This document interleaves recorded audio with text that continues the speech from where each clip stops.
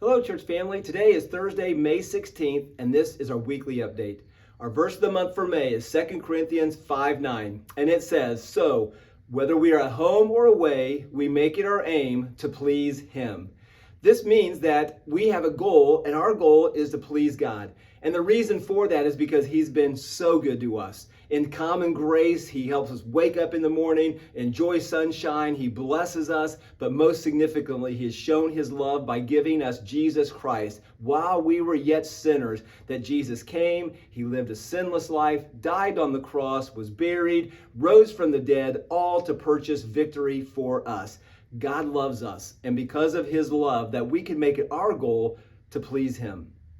Well, this week we have several birthdays. On the 18th is Cassidy Tyler's. On the 20th is Asher Moss and Jackson Serber. The 21st is Scott Wrights. And the 22nd is Brett Bumgardner, Kay Lamb, and Mike Murdoch.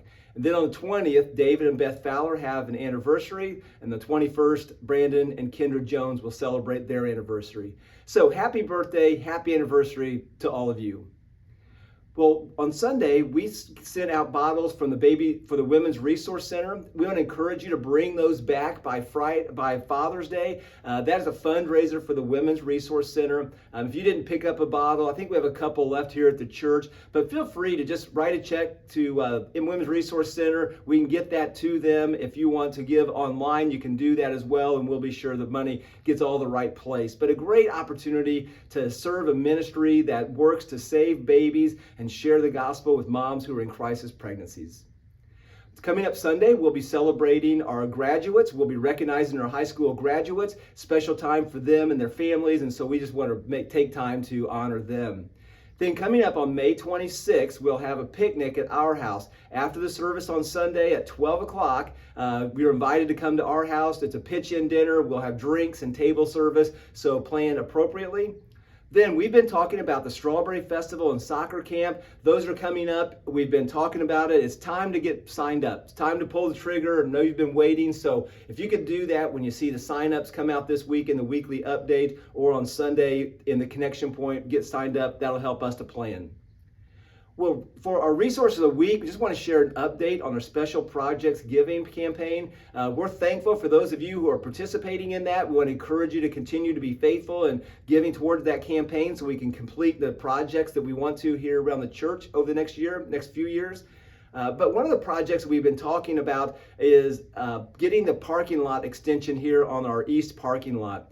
And that we're going to put some gravel there to give us some additional space. Well, that project's run into a snag. We're in the city limits, and the city has told us to get the right permit that we need a storm water runoff study.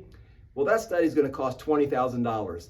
That's more than the project. So we're putting that on hold right now, kind of pivoting a little bit to be able then to work on some of the other asphalt projects around the church. So hopefully we can get those moving in the next several weeks and be able to see some good progress. Well, a couple of prayer requests. Kay Lamb's brother, Ray, who lives in Michigan, he had an aneurysm that burst this week. They got him to the hospital. They were able to do the surgery, and they were successful in that. He's on a ventilator right now. So if you'd be praying for Kay's brother, Ray. Also, got word this morning that Mike Seaman's mom is in the ICU. They believe she may have had a stroke. The doctors have identified some blockage, and she's likely going to need surgery. So please be praying for Mike Seaman's mom.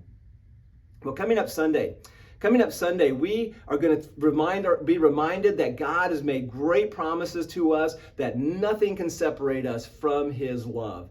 And as we walk through the book of Romans, the question then would be raised is, well, what about Israel? God made promises to them, but most of them haven't believed. So does that mean God's promises fail? And can we really be secure if God's promises fail? Well, we're going to take a look at that on Sunday morning as we dive into some deep theology, studying God's promises and purposes from Romans chapter 9, verses 1 to 13. And what we're going to walk away from is with great confidence that God is indeed faithful to His promise and to His purpose. Well, for a verse of the day, we are looking at Psalm 30, verses 4 to 5, and it says, "Sing praises to the Lord, O you His saints. Give thanks to His holy name. For His anger is but a moment, but His favor is for a lifetime. Weeping may tarry for a night, but joy comes in the morning. Our God is so, so good to us. So good to us. He is worthy of our praise. Yes, He is angry with us because of our sin, but He has provided redemption in Jesus Christ. It's favor that lasts forever, that we may weep and we may cry because of the hardships of this world, but joy comes in the morning. That our God has made great promises, and we have great hope because of that. Well, church family, I look forward to seeing you on Sunday. Have a great rest of the week, and may God bless you.